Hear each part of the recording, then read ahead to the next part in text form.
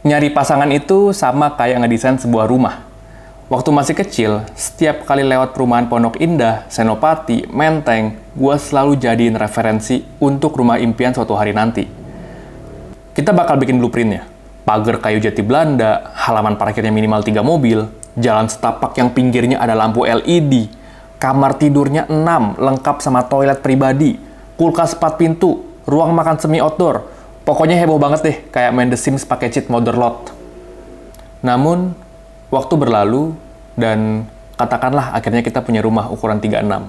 Tanpa pagar, tanpa kanopi, parkirannya sering kotor sama tanah merah, kamar tidurnya 2, kulkas 1 pintu yang bunga esnya udah kemana-mana, dan ruang makan lesehan yang nyatu sama ruang tamu. Kita bakal lupa sama blueprint yang udah sempat kita buat. Dan itu bukan berarti kita gagal dalam mewujudkan rumah impian, melainkan kita berhasil menemukan rumah untuk pulang. Rumah yang ketika pintunya dibuka, ada orang-orang kesayangan yang nunggu kita untuk makan malam bareng. Persis kayak kita waktu bikin kriteria pasangan. Rambut panjang, kerja di SCBD, zodiak Libra, punya mobil, gaji 2 digit, mau antar jemput, dan sebagainya. Ketika ketemu orang yang nggak memenuhi kriteria itu, tapi mampu bikin lu bahagia, lu nggak bakal inget lagi daftar panjang itu. Karena kita lebih sering bikin kriteria yang nyenengin mata, bukan untuk nyenengin diri kita seutuhnya. Balik lagi di channel sebelum jam 7. Apa yang diperluin oleh seseorang yang pengen jadi kayak lu, relationship coach? Mau tahu masalah orang. Mau tahu masalah orang? Lo punya empati. Oke. Ketiga, ya lo punya niat baik. Oke. Untuk bantu dia. Jadi ketika lu tahu masalah orang, nggak lu sebarin ke orang-orang ya? Ya enggak lah. Misal lu jadiin materi lu untuk belajar? Iya, materi gue untuk belajar, kenal diri gue sendiri juga. Oke. Gitu. Dan lu katanya sejak SMA? Ya. Udah? Gue suka banget nyari orang-orang bermasalah. Sejak SMA lu suka nyari orang bermasalah? Gue samperin, gue datangin ke rumahnya. Konteksnya apa nih masalahnya nih? Entah itu masalah keluarganya dia gitu. Okay. Karena kan pas ketika nongkrong nih, ini orang diem aja kenapa ya gitu. Emang awalnya gue pikir anjir gue kepo banget ya gitu kan. Tapi cuman gue pengen denger gitu. Apa sih yang bisa jadi pelajaran buat gue gitu. Oke. Keresahan lu apa sih? Gitu ya. Dia cerita, abis itu ya udah gue tanggepin. Terus gue berpikir kelak mungkin gue bisa nanti ya punya masalah kayak gini gitu. Oh berarti nanti solusinya kan kayak gini gitu. Oke. Itu. Jadi lu udah overlapping masalah duluan ya? Lu udah duluan tahu masalah-masalahnya apa sehingga ntar lu kalau misalnya terjadi di lu udah tahu gimana cara menanganinya. Gitu. Wah gokil. Itu trik ya, jadi buat teman-teman yang pengen jadi seorang coach relationship, cari masalah sebanyak-banyaknya. Benar, jadi masalah sebanyak. Jangan bikin masalah sebanyak-banyaknya. Jangan. Atau ntar malah jadi kayak si ini, yang dating coach paling mahal di Amerika tuh. Oh, jangan cerai terus ya? Iya, 17 kali cerai, tapi paling mahal di Amerika. Yoi. Itu masalahnya dia cobain sendiri ya, dia nggak nyari masalah orang gitu. Lo nggak mau kayak gitu? Enggak lah. Cukup sekali dan cukup satu. Cukup satu aja. Apa trigger lu yang membuat lu jadi menekuni profesi ini? Dulu waktu gue SMP, SMA tuh gue ngerasain gue lonely tuh nggak sih? Oke. Karena gue ngerasa gue beda sama anak lain gitu. Waktu gue SD itu mungkin seumur gue dulu ada tuh main mobil-mobilan ya kan gitu kan. Gue udah baca Khalil Gibran gitu. Karena bokap gue emang koleksi itu gitu loh. Sastra, seni gue udah ngelotok gitu. Ketika gue kecil. Abis dari situ kayak gue ngerasa, oh gue beda ya sama orang lain ya gitu. Kesukaannya beda? Dan otomatis karakternya juga beda dong gitu. Gue lebih cenderung menyendiri gitu. Introvert. Ya udah gitu. Pas gue ngeliat orang-orang bermasalah tuh kayak gue ngerasa, itu gue dulu tuh gitu. Dan itu rasanya nggak enak gitu. Ketika gue lagi lonely kayak gitu, gue pengen ya sebenarnya didengerin gitu. Akhirnya apa ya, gue balas dendam lah sebenarnya karena gue dulu nggak pernah dengerin gitu. Jadi ya udah gue coba dengerin orang gitu. Oke, jadi ini adalah bentuk balas dendam lu terhadap masa kecil lu yang kesepian dengan cara mendengarkan sebanyak-banyaknya masalah orang. Wah gokil. Dan itu jadi obat buat gue. Oke. Jadi pas ketika kita dengerin, kita bisa support dia, bikin dia ketawa lah. Itu kayak kita ngerasa berarti ya gitu loh. Iya, paham. Jadi sebenarnya apa ya? Ya mungkin berlaku juga kali ya, kayak waktu gua nulis terus ada yang suka sama tulisan gua. Kayak diapresiasi banget ya gitu. Kayak anjing gua punya value buat orang gitu. Akhirnya. Oke, sekarang kita ngebahas quotes yang Mas Satria suka banget nih. Dari akun Instagram sebelum jam 7. Isinya tuh kira-kira gini.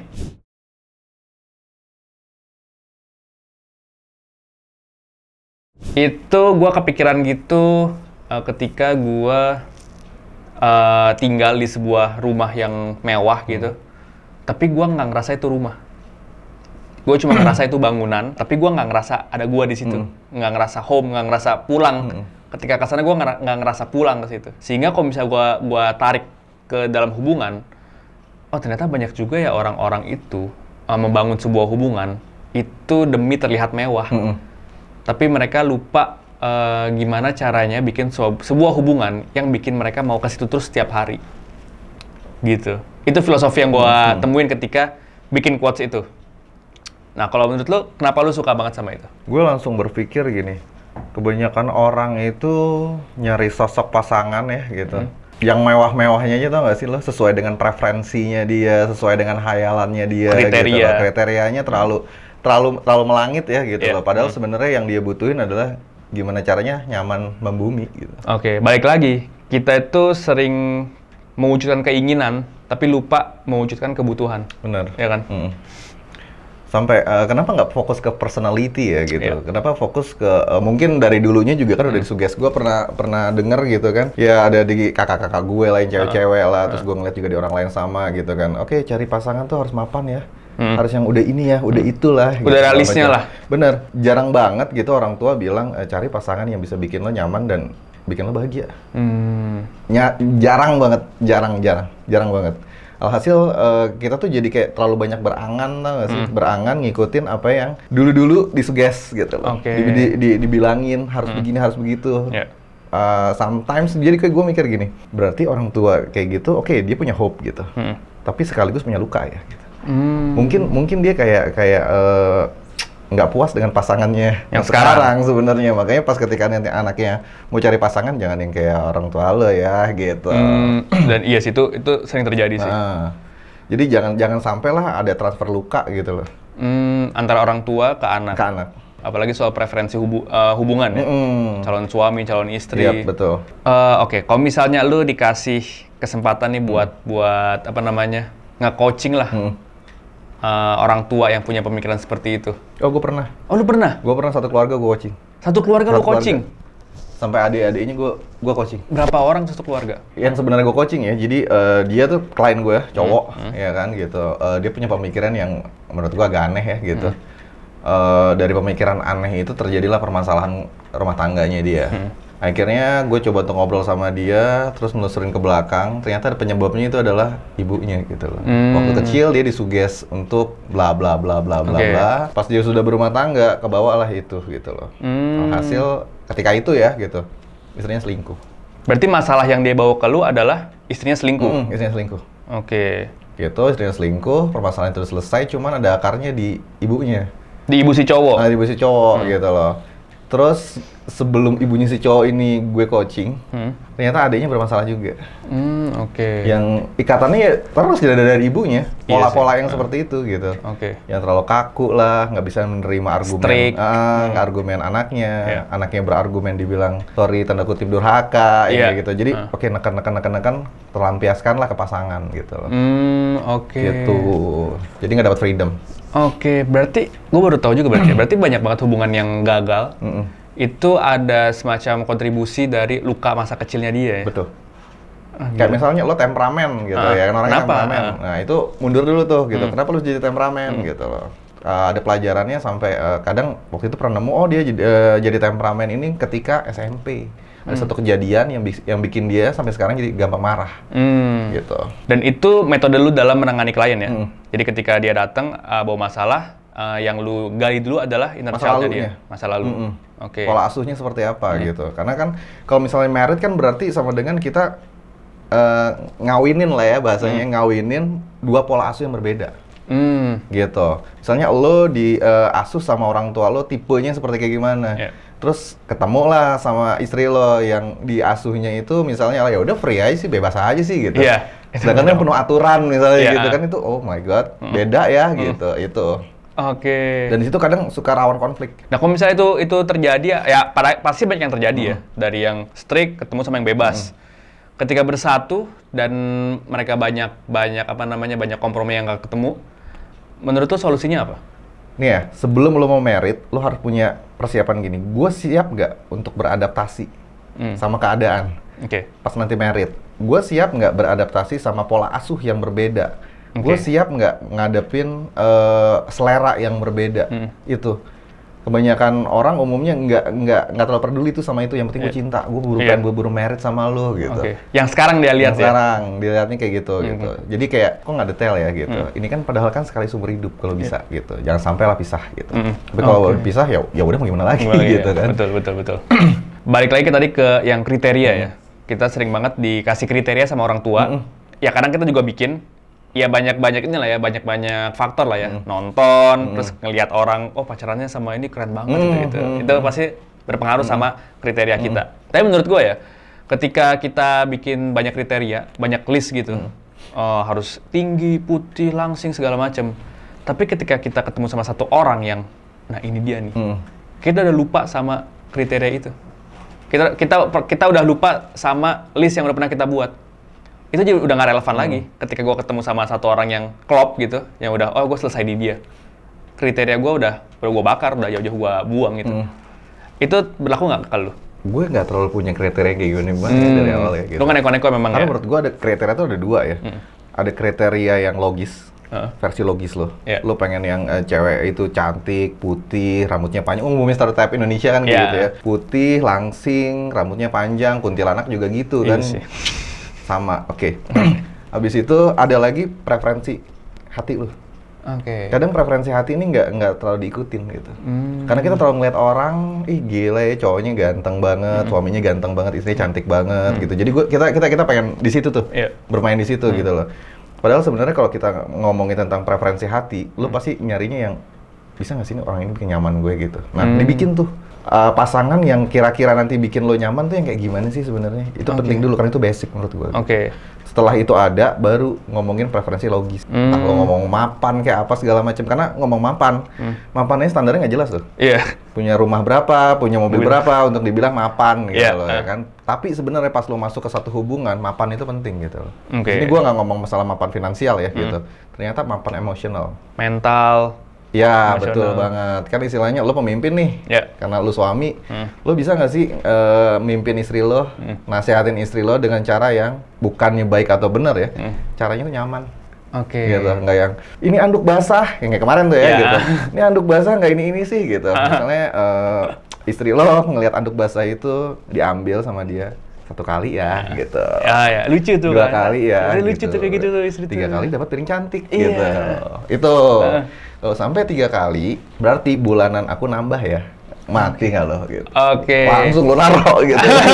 Itu dia sih gitu. Berarti banyak pilihan dalam mengkomunikasikan ketidaksetujuan kita terhadap perlakuan pasangan kita ya? Bener. Makanya pas ketika kita ngungkapin ketidaksetujuan kita, bisa nggak sih dengan cara yang fun aja? Ya itu yang paling penting sih sebenarnya. Jangan terlalu emosi terus lah, capek gitu loh. Karena sebenarnya nggak ada masalah kecil di dalam rumah tangga. Jadinya semuanya akan jadi masalah besar. Kalau itu berulang-ulang. Gitu. Nggak bisa juga jadi ini sepele, nggak bisa, nggak ada kata sepele, tau nggak sih lo gitu. Nggak ada kata sepele. Kayak contoh misalnya, lo pilot, handle pesawat, terus lo salah sedikit aja, lo bawa nyawa orang lo di belakang gitu, nggak ada excuse gitu loh, itu sih. Jadi lo harus hati-hati. Dan memang harus penuh persiapan sih. Balik ke quotes itu tadi, gue juga kepikiran sama banyak banget istilahnya sekarang lah ya, trophy wife. Jadi banyak orang, terutama laki-laki, menikahi seorang perempuan untuk dibanggakan ke sebuah kelompok, ke keluarga, kemana. Dan itu fenomena yang benar-benar terjadi. Lu pernah nggak ketemu kayak gitu? Itu mah udah basi. Itu berarti udah berjamur. Lu cari pacar lah bahasanya ya gitu. Cari pacar yang cantik untuk apa sih? Untuk dibawa ke tongkrongan. Untuk dibawa ke kondangan. Setidaknya kalau lo diundang sunatan nggak malu-maluin ya kan bawa dia gitu loh kan. Diundang ngelayat juga kan nggak malu-maluin gitu. Itu. Kenapa gua harus bawa cewek gua ngeliat titik orang? Berarti trophy wife itu udah ya, atau trophy pacar gitu lah ya. Umum itu. Trophy girlfriend tuh umum ya. Umum. Dan buat saran lah buat orang-orang yang masih pengen kayak gitu lah. Menurut lu? Gue nggak mau ngejudge ya, cuman istilahnya ya kalau selama lu bahagia ya jalanin aja gitu loh. Tapi jangan lupa di balik cantik lu cari apa, karena istilahnya kita jatuh cinta itu apa ya? Jatuh cinta itu karena apa adanya dan ada apanya. Itu nggak bisa dilepas. Oh, oke. Kayak misalnya istri lo milih lo karena lo ganteng misalnya kan, di balik ganteng itu ada apaan lagi? Itu pasti yang akan dicari dia terus-menerus gitu loh. Dan lo akan hidup dengan apa adanya dan ada apanya kalian terus. Oke, jadi itu salah satu quotes yang paling disukain sama Mas Satria dari 300 lebih postingan kalau nggak salah. 300 atau 30 gue lupa deh. Karena sebenarnya tuh banyak quotes-nya. 30-an ya? Nah, 300 itu ada kalau teori tuh. Laki-laki itu selalu melebih-lebihkan data gitu. Oh, iya. Gaji lo berapa? Padahal sebenarnya 2 juta. Lo bilang berapa? 5 juta gitu. Dipotong BPJS, dipotong ketenaga kerjaan, dipotong asuransi ya jadi 2 Nah, kalau juta perempuan sisanya. itu selalu melebih-lebihkan rasa, tau gak sih lo gitu. Udah beratus-ratus kali aku bilang, padahal baru 2 kali ngomongnya. Gitu. Oke, itu aja untuk episode kali ini. Kita ngebahas quotes favoritnya Mas Satria. Nah, jadi buat teman-teman yang nonton, tulis aja di komen kalau misalnya kalian punya quotes perubah hidup kali ya. Iya nggak sih?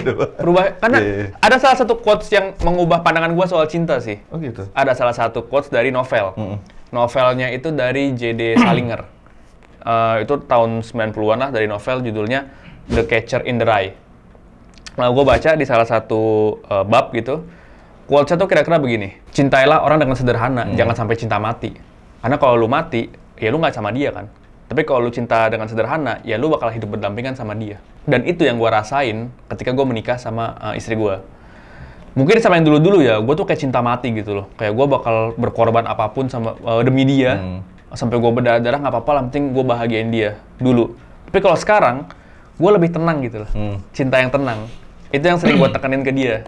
Ini mungkin kali ya, ini mungkin quotes yang aku baca tuh kenyataan kali ya. Karena aku benar-benar ngerasain rasanya mencintai orang dengan sederhana, yang nggak menggebu-gebu. Paham nggak sih, kayak kalau misalnya lu cinta menggebu-gebu pasti kayak mau ketemu setiap hari, lu samperin kemanapun. Dia LDR disamperin pasti kan ke sana untuk ketemu minimal seminggu sekali. Walaupun ongkos lu udah tinggal hidup sebulan, seminggu misalnya, pasti lu bela-belain.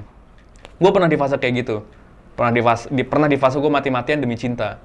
Tapi ketika gue ketemu istri gue yang sekarang, gue bakal mati-matian tapi dengan porsi yang ada gitu. Tapi gue pengen lebih banyak dengan sederhana agar gue bisa hidup berdampingan sama lu selamanya gitu. Tapi Za, sebenarnya gini Za ya, pas pacaran itu kita tuh masih penasaran, tau gak sih Za? Pas married kita udah punya, udah memiliki, rasa penasarannya itu hilang. Makanya lu ngerasa damai gitu. Iya, ngerasa damai. Udah nggak menggebu-gebu lagi. Iya, gitu. udah nggak kayak jedak-jeduk lagi kayak dulu, kayak masih di diskotik gitu kan, kayak wah gila nih, apa nih gelap-gelap nih, kayak apa ya, kan masih penasaran kan, gelap-gelap nggak kelihatan kan. Oke. Tapi pas udah bubaran, oh kayak gini, gitu. Udah selesai gitu. Kayak sekarang lu ngelihat istri lo tanpa make up, ya kan? Udah Dulu biasa. kalau misalnya dating make upan terus, Iya. ya kan, itu sih. Iya Jadi sih. udah nggak gimana gitu ya, udah nggak penasaran lah gitu. Karena nyokap gue waktu itu pernah bilang gitu kan. Oke. Gue kan pacaran 6 tahun ya kan. Terus apa sih namanya? Ibu gue malah yang nanya. Bukan calon istri gue yang nanya, kapan aku nikahin kamu gitu. Dinikahin kamu gitu, enggak gitu. Itu kamu nggak nikahin dia. Gue ibu lo gitu. Kalau gue punya anak cewek, gue akan tanyain gitu. Mati gue gitu kan. Itu gitu. Oke.